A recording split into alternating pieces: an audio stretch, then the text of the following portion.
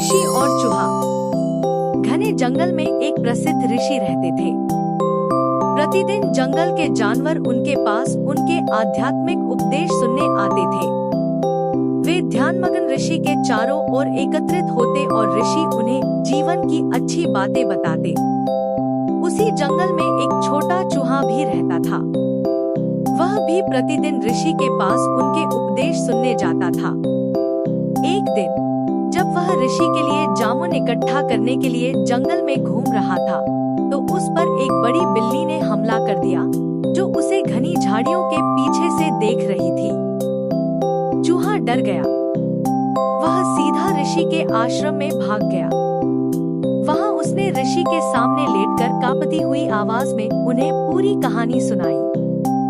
इसी बीच बिल्ली भी वहां आ गई और उसने ऋषि से अपना शिकार लेने की अनुमति मांगी। ऋषि असमंजस में पड़ गए। उन्होंने एक पल सोचा और फिर अपनी दिव्य शक्तियों से चूहे को एक बड़ी बिल्ली में बदल दिया। अपने सामने एक बड़ी बिल्ली को देखकर दूसरी बिल्ली भाग गई। अब चूहा बेफिक्र था। वह जंगल में एक बड़ी बिल्ली की तरह घूमने लगा। वह दूसरे जानवरों को डराने के लिए जोर जोर से म्याऊं म्याऊं करता था। उसने बदला लेने के लिए दूसरी बिल्लियों से लड़ाई की और इस तरह उनमें से कई को मार डाला। चूहा अभी अपने जीवन के कुछ दिन भी आराम से नहीं बिता पाया था कि एक दिन एक लोमड़ी ने उस पर हमला कर दिया। यह उसके लिए नई मुसीबत थी।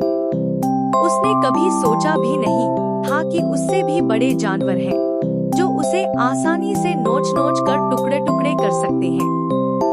वह अपनी जान बचाने के लिए भागा। किसी तरह उसने खुद को लोमड़ी से बचाया और मदद के लिए सीधा ऋषि के पास गया। लोमड़ी भी उसकी खोज में थी। जल्द ही वे दोनों ऋषि के सामने खड़े हो गए। इस बार चूहे की दुर्दशा देखकर ऋषि ने चूहे को एक बड़ी लोमड़ी में बदल दिया। अपने सामने एक बड़ी लोमड़ी को देखकर दूसरी लोमड़ी भाग गई। चूहा और भी आराम से रहने लगा और अपनी नई नई मिली हुई बड़ी लोमड़ी की हैसियत के साथ जंगल में और भी आराम से घूमने लगा। लेकिन उसकी खुशी कुछ ही देर की थी। एक दिन जब वह जंगल में आराम से घूम रहा था, तो एक बाघ ने उस पर हमला कर दिया। किसी तरह चूहा अपनी जान बचाने में कामयाब रहा और हमेशा की तरह ऋषि के आश्रम में शरण लेने के लिए भागा। ऋषि को एक बार फिर चूहे पर दया आ गई और उसने उसे बाघ बना दिया। अब चूहा बाघ का दर्जा पाकर जंगल में बेखौफ घूमने लगा। उसने जंगल में कई जानवरों को बेवजह मार डाला। बाघ बनने के बाद चूहा जंगल के जानवरों के लिए सर्वशक्तिमान बन गया था। वह राजा की तरह व्यवहार करता था और अपनी प्रजा को आदेश देता था।